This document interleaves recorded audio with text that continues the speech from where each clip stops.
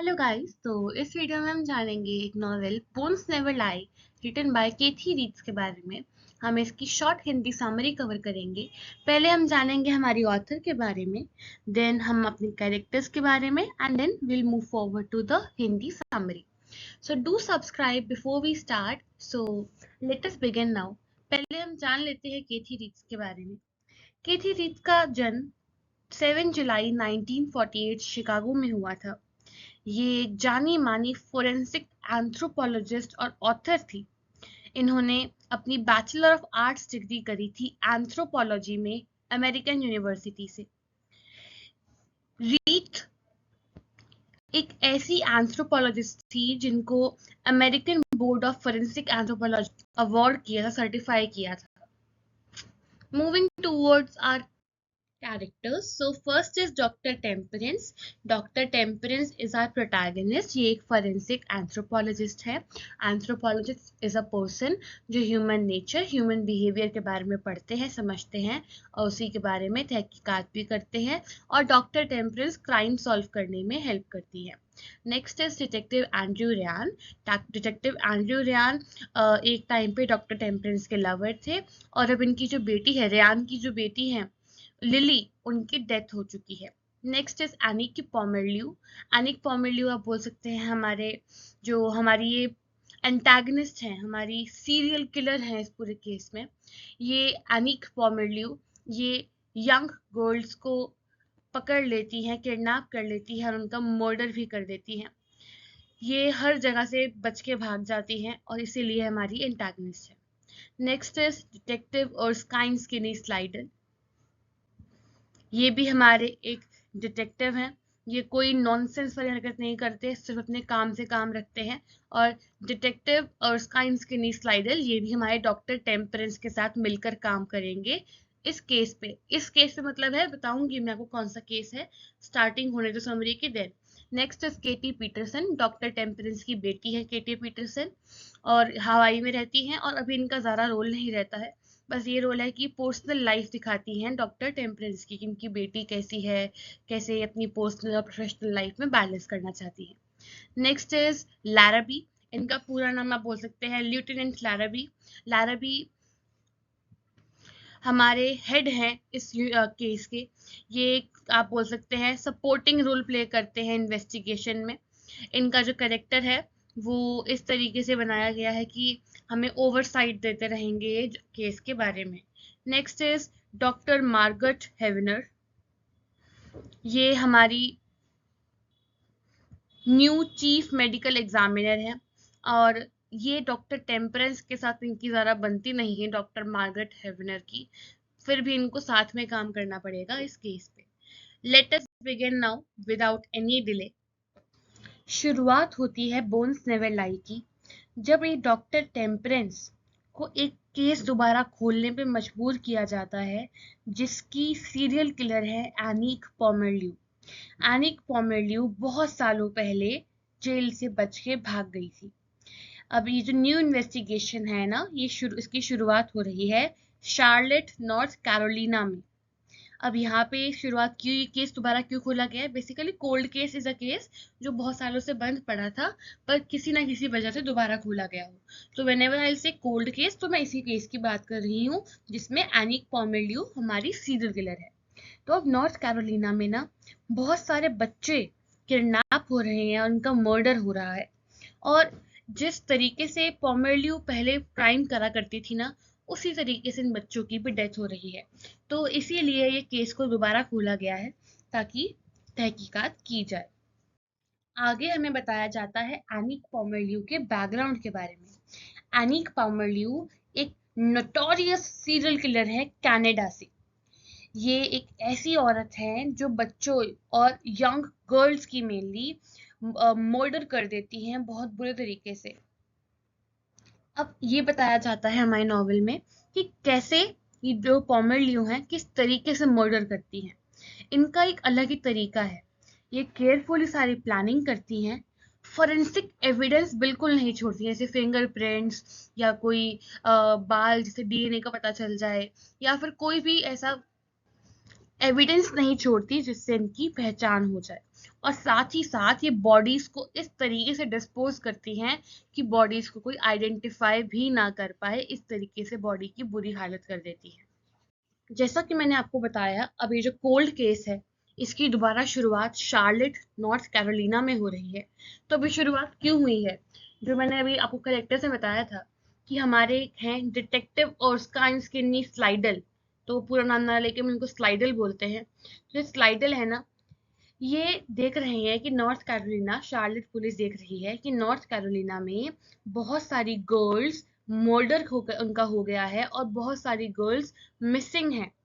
और हर केस में जो बॉडीज जिस तरीके से मिली हैं, जिस तरीके से एविडेंस नहीं है, सब कुछ बहुत सिमिलर है पॉमरल्यू के पास्ट क्राइम से। जो हमारे एंटागनिस्ट है उनके पास्ट क्राइम से सब कुछ बहुत मिलता जुलता है। इसीलिए डॉक्टर टेम्परेंस को यहाँ पे बुलाया जाता है ताकि वो यहाँ पे आके अपनी फॉरेंसिक एक्सपर्टीज से इस केस के बारे में तहकीकात करें। डिटेक्टिव एंड्रयू रयान, मैंने बताया था आपको, ये एक ऐसे डिटेक्टिव हैं जो एक टाइम पे डॉक्टर टेम्परेंस के प्यार में थे, पर ऑब्वियसली उनकी शादी वगैरह नहीं हो पाई होगी। तो अब इनकी जो बेटी थी लिली, उसकी डेथ हो गई है। तो इसीलिए detective Andrew Ryan profound grief में है, बहुत ही क्या बोलते हैं, इमोशनली वीक हैं इस टाइम। और इनका यही इमोशनल जो टर्मोइल है ना, इसी की वजह से ये अपना काम ठीक से नहीं कर पा रहे हैं, अपने कलीग्स के साथ इतना अटैच नहीं हो पा रहे हैं क्योंकि अपनी बेटी के दुख में है। इसी बीच doctor Temperance detective Andrew Ryan को ये कन्विंस कर लेती हैं कि आप इस इन्वेस्टिगेशन में दोबारा जुड़ जाइए, क्योंकि डॉक्टर टेम्परेंस को पता है कि डिटेक्टिव एंड्रयू रयान एक बहुत ही अच्छे डिटेक्टिव हैं और इनका एक्सपीरियंस बहुत मैटर करता है जब हमें ऐसा एक कोल्ड केस दोबारा से रीओपन करना है। और क्योंकि डिटेक्टिव एंड्रयू रयान ने अपनी खुद की बेटी खोई है, तो इसलिए वो ज्यादा मन लगा काम करेंगे ताकि वो इस सीरियल किलर को पकड़ सके। I hope you are getting my point. कोई भी दिक्कत हो आप कॉमेंट में लिख दीजिएगा, I will try to sort it out. Next is forensic examination. थोड़ा इम्पोर्टेंट और इंटरेस्टिंग पार्ट है। अब यहाँ पे क्या होता है, क्योंकि सबको इकट्ठा कर लिया है डॉक्टर टेम्परेंस ने और शार्लेट पुलिस ने। शार्लेट पुलिस पता है ना आपको, जिस जगह मर्डर हो रहे हैं वहां की पुलिस। अब ये सब जो क्राइम्स हुए हैं, जो बॉडीज मिली है, जहां जहां क्राइम हुए हैं ना, वहां पे फोरेंसिक एग्जामिनेशन करना शुरू कर देते हैं। पहले किया जाता है बोन एनालिसिस। जो भी विक्टिम है ना, यानी कि जिसको भी मर्डर किया गया है, उसके बचे कुचे बॉडी पार्ट्स को ले आया जाता है इनकी फोरेंसिक लैब में। और वहां पे उन पार्ट्स पे ढूंढा जाता है कि क्या कोई स्पेसिफिक मार्क या कोई नाइफ कट या कोई फ्रैक्चर या कोई दूसरा साइन कि उस इस विक्टिम के साथ कोई ट्रॉमा हुआ है, या किस तरीके से उसे मारा गया है और क्यों मारा गया है, इसको ढूंढने का यहाँ पे शुरुआत हो जाती है। नेक्स्ट होती है डीएनए टेस्टिंग। अब डीएनए टेस्टिंग क्यों की जा रही है? क्योंकि डॉक्टर टेम्परेंस ये देखना चाहती हैं कि क्या जो ये जो पॉमरली जो हमारी सीरियल किलर है, क्या इसके जो पहले के विक्टिम्स थे, इनका और इन नए विक्टिम्स का क्या कुछ जेनेटिक कनेक्शन है, क्या ये इनके ही उनके ही बच्चे हैं, या कुछ तो कनेक्शन है। तो इसी के लिए डीएनए टेस्टिंग की जाती है। Next is toxicology reports. Basically ये रिपोर्ट्स, ये टेस्टिंग इसलिए की जाती है, ये देखने के लिए कि इंसान को क्या दे के मारा गया है, ड्रग्स दे के, पॉइजन दे के, किस चीज से उनकी डेथ हुई है। ये रिपोर्ट्स इसलिए निकाली जा रही हैं ताकि ये देख पा सकें कि पॉमरल्यू ने पहले के केसेस में क्या चीजें इस्तेमाल की थी और इस बार क्या चीजें इस्तेमाल करी हैं। Next is entomology. The spelling for entomology is ENTOMOLOGY। तो basically doctor temperance forensic entomology भी करती हैं। इसका मतलब है ये पता लगाना कि डेथ किस टाइम पे हुई थी। और आपको ये बता, डिटेल्स काफी दी गई है इस नॉवेल में। ये बताया जाता है कि टाइम ऑफ डेथ कैसे पता लगाया जाता है, कितनी इंसेक्ट एक्टिविटी हुई है उस डेड बॉडी पे, यानी कि कितने मक्खी मच्छर कितने इंसेक्ट्स आके बैठे हैं, उससे पता चल जाता है कि बॉडी को डेड हुए हुए कितना टाइम हो गया है। Next is digital forensics.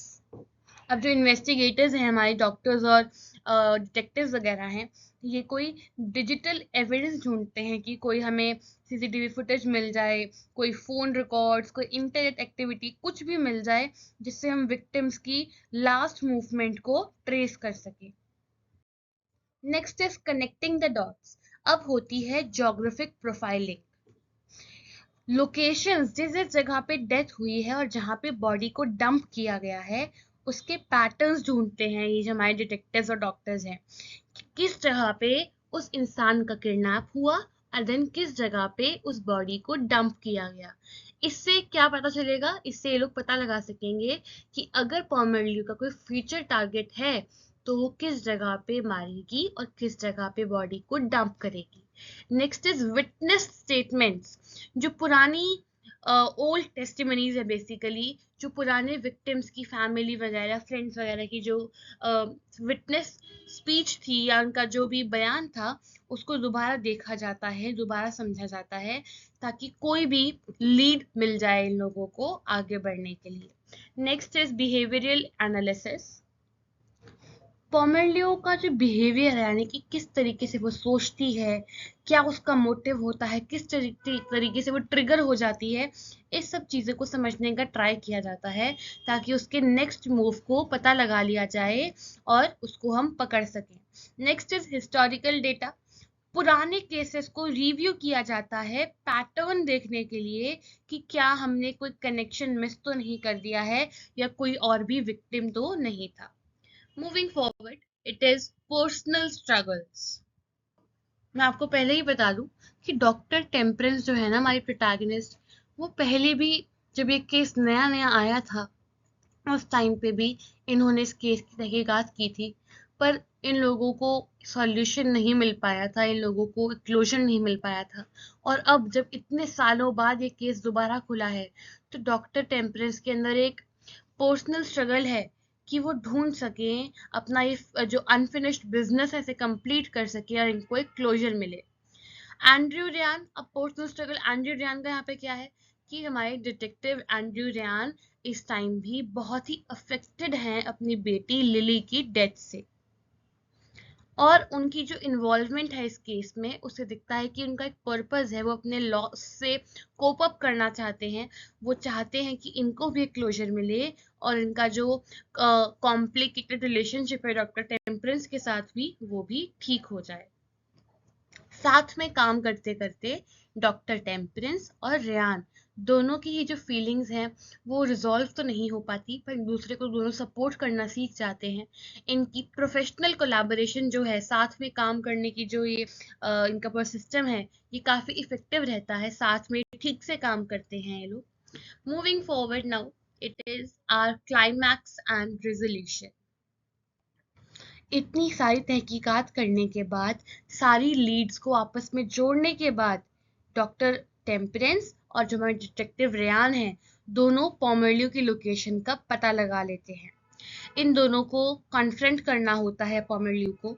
जिस टाइम पोमेलियो इनको दिखती है उस टाइम पोमेलियो भागने का ट्राई करती है, पर उनकी डिटेक्टिव है रेयान, उनकी जो स्किल्स हैं वो काफी ज्यादा कनिंग है, काफी ज्यादा चालाक भी है अच्छे वे में, तो इसीलिए वो उनको पोमेलियो को पकड़ लेते हैं। और जब पोमेलियो पकड़ी जाती है तो ये दिखाया जाता है इस नॉवल में कि जस्टिस कितनी हेल्पफुल होती है विक्टिम्स और विक्टिम्स की फैमिलीज के लिए, क्योंकि ऑलरेडी वो लोग कुछ खो चुके होते हैं, अपनी फैमिली मेंबर को खो चुके होते हैं, तो उनको एक सेंस ऑफ क्लोजर चाहिए होता है ताकि वो ये जान सके कि जिसने हमारे बच्चे को, जिसने हमारे फैमिली मेंबर को मार दिया, उसको भी छोड़ा नहीं गया। तो बेसिकली एक सेंस ऑफ क्लोजर मिलता है। डॉक्टर टेम्परेंस और रेयान दोनों ही प्रोफेशनली और पर्सनली रिलीफ फील करते हैं। डॉक्टर टेम्परेंस भी इस केस की वजह से काफी सालों तक डरी रही थी, या बोल सकते हैं ट्रॉमा में रही थी, और अब वो ट्रॉमा खत्म हो जाता है जब ये केस खत्म हो जाता है। और कह सकते हैं जो रेयान है, डॉक्टर हमारे डिटेक्टिव रेयान है, वो भी अपनी बेटी की डेथ से हील होना शुरू हो जाते हैं, ग्रीफ से हील कर देते हैं ये लोग, और इनको अपने इस कंक्लूजन में एक तरीके का रिलीफ मिलता है। स्टोरी हमारी एंड हो जाती है। थीम्स के बारे में जानना is also important. First is justice. कुछ भी हो जाए, कैसे भी हो जाए, कितने भी साल बीत जाएं, विक्टिम को और जो कोई केस को छानबीन कर रहा हो, उसके लिए justice is the most important thing. Next is Perseverance, डटे रहना अपनी पॉइंट पे, लगातार मेहनत करते रहना। ये दिखता है हमें हमारे कैरेक्टर्स में कि इतने साल हो गए, उनको कोई लीड कुछ नहीं मिली, तब भी वो अपने केस पे डटे रहे और उन्होंने इस केस को सॉल्व करके दिखाया। इम्पैक्ट ऑफ क्राइम, किसी भी क्राइम की वजह से किसी पर्सन के मेंटल स्टेटमेंट, उसकी जो मेंटल स्टेबिलिटी होती है, उस पर कितना फर्क आता है। और एक क्राइम सिर्फ एक क्राइम नहीं होता, उसके जो फैमिली मेंबर्स हैं, जो भी जानने वाले हैं, उनके लिए भी एक ट्रॉमा होता है। यही दिखता है हमें हमारे कैरेक्टर्स में, और स्पेशली डिटेक्टिव रियान की जो हैबिट्स हैं उसमें, कि वो अपनी बेटी की डेथ से कितना दुखी है। नेक्स्ट इज फोरेंसिक साइंस, क्योंकि इतनी डिटेल में हमें फोरेंसिक साइंस के बारे में बताया गया है कि कैसे कैसे वो हर चीज़ों को एनालाइज करते हैं, रिपोर्ट्स निकालते हैं। इसे दिखता है कि फोरेंसिक एंथ्रोपोलॉजी हमें इसमें बहुत डिटेल में बताई गई है। Thank you for watching. Do not forget to subscribe before you leave. Share with your friends. Thank you, guys.